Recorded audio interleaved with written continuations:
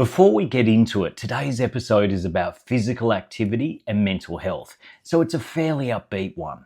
But if anything we talk about brings up something for you, or you're already finding things tough, support is there. You can call Lifeline anytime on 131114. And if you're a Trobe student, the After Hours Crisis Line is available on 1300 146 307.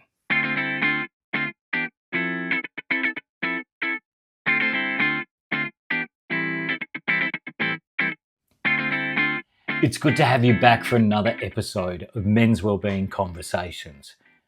I'm Jason, Men's Health and Wellbeing Coordinator here at La Trobe University's Student Wellbeing Service. Today, I want to talk to you about one of the most effective mental health tools going around. It's accessible, you don't need an app, an appointment, or even much time or money. It's exercise, moving your body. Exercise and fitness matters a lot to a lot of guys. Training and the gym is a regular topic of conversation, often with a big focus on how we look and the physical results. Now, exercising for self-improvement, for physical fitness, done in a balanced, healthy way, certainly has its place. Balance being the key word. But more and more guys are catching on to something. Exercise improves your world well beyond the physical. It's one of the best things you can do for your mental health, and not just when you're struggling. It helps when your mental health isn't in a great place, but it also works like maintenance, keeping your head and your well-being in good shape before things ever build up. Now, for many guys, exercise isn't a part of their world or just doesn't align with their interests. Maybe exercise has never been your thing, or you just haven't gotten into it. And that's okay. This episode might be even more for you than you think. This is Men's Wellbeing Conversations, Episode 3, Exercise and Your Brain.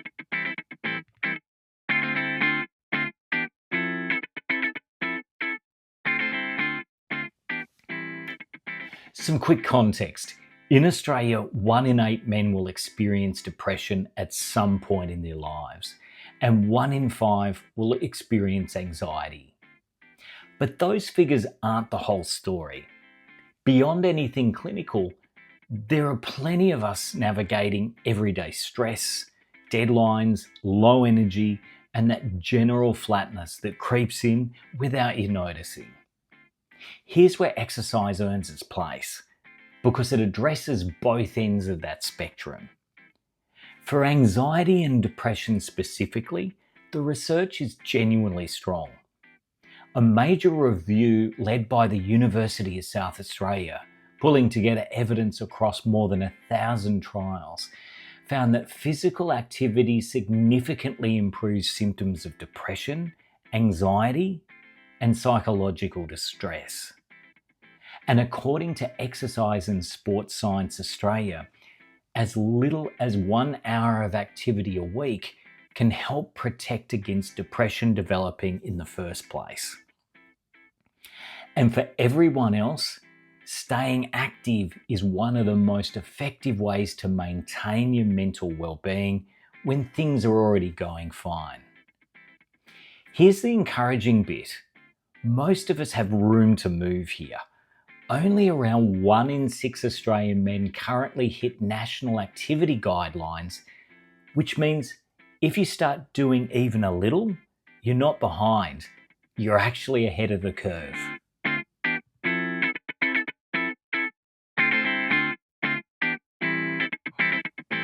So why does moving your body do anything for your head? Exercise releases feel-good chemicals in the brain, endorphins, serotonin, that lift mood and reduce stress. It burns off physical tension that stress leaves sitting in your muscles. It also gives your brain a break from whatever's looping in your head. When you're focused on that next rep, the next kilometre, or whether you're putting your feet on the trail, you're not rehashing that assignment mark or replaying that awkward conversation. It's a circuit breaker. And for a lot of guys, it's the closest thing to switching off that we get. It also helps you sleep, and this one's underrated.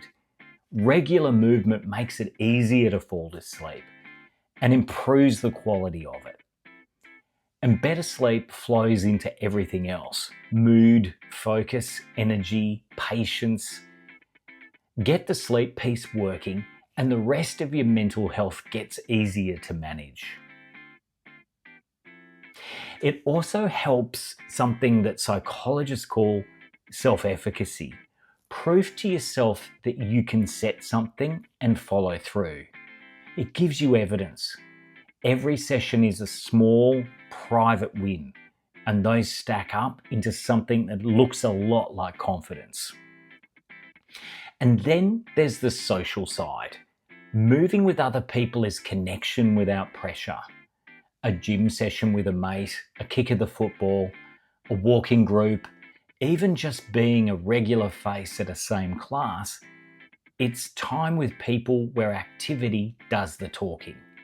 No agenda, no we need to catch up properly, no sitting across from someone wondering what to say. For men especially, shoulder-to-shoulder style of connection is often where the good stuff happens. And staying connected in itself is protective for your mental health. So exercise with others is genuinely a 2-for-1.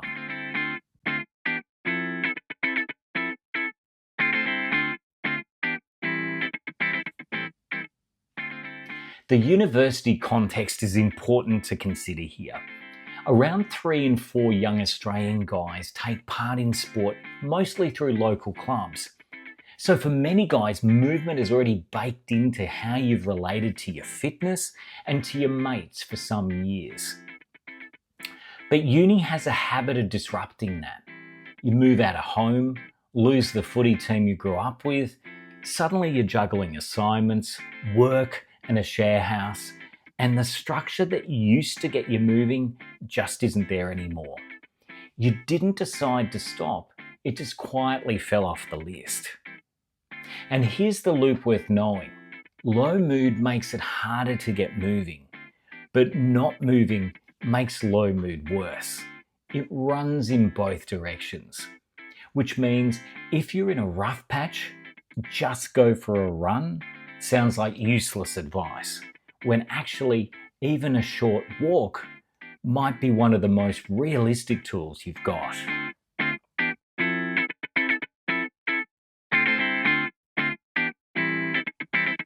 How to actually get started. Knowing exercise helps is one thing. Actually getting started and figuring out what to even do is the tricky part. So here's a few ideas drawn from the sources we've leaned on today. Start ridiculously small. An hour a week is where the research says the protective effects kick in. That's just over 8 minutes a day. So a little of something goes a long way. Plan it instead of deciding it. Deciding every day in the moment is exhausting, and sometimes it just won't happen. Put it in your calendar the night before and the decision is already made. Do it with a friend. Training with a mate means you're less likely to bail, and it's a reason to catch up. It gives you the double whammy of exercise and social connection.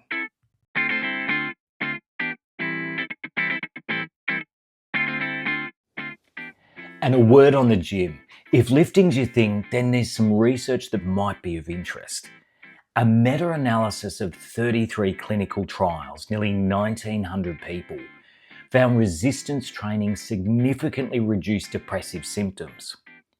And here's the detail that really stands out. The benefit held up regardless of strength gains or how much training people did. Now, the research doesn't tell us why that is. Perhaps it says something about the doing, the routine, the showing up.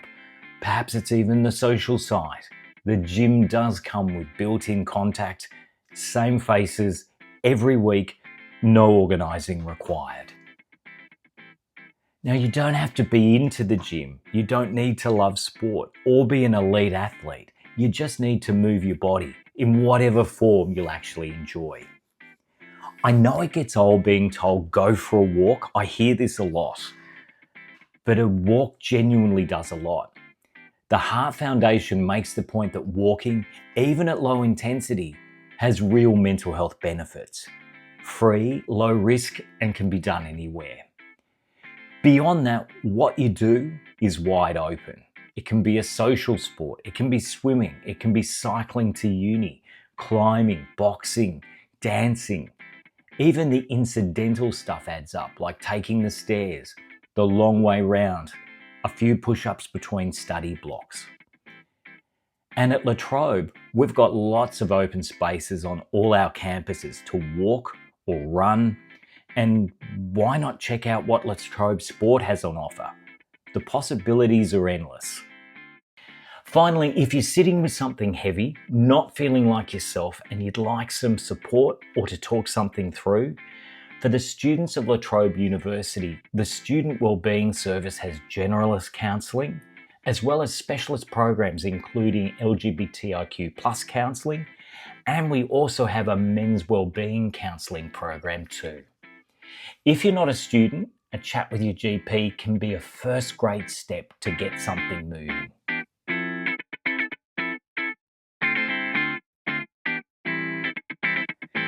Exercise genuinely works for your mental health. The evidence is strong. It helps lift your mood, eases the tension stress leaves in your body, gives your head a bit of a break, helps you sleep, and quietly builds proof that you can follow through on something. And the gym, it gives you something that might go beyond the physical results. Exercise is not just for the hard times, it's maintenance. The stuff you do in the good weeks holds you steadier for the tougher ones. Best of all, the bar is low. An hour a week, 8 minutes a day. Pick something you like, plan it the night before, and start smaller than you think you need to. Your body was built to move, and your mind is better for it every time you do it. Thanks for listening. Take care of yourselves and each other. This has been Men's Wellbeing Conversations.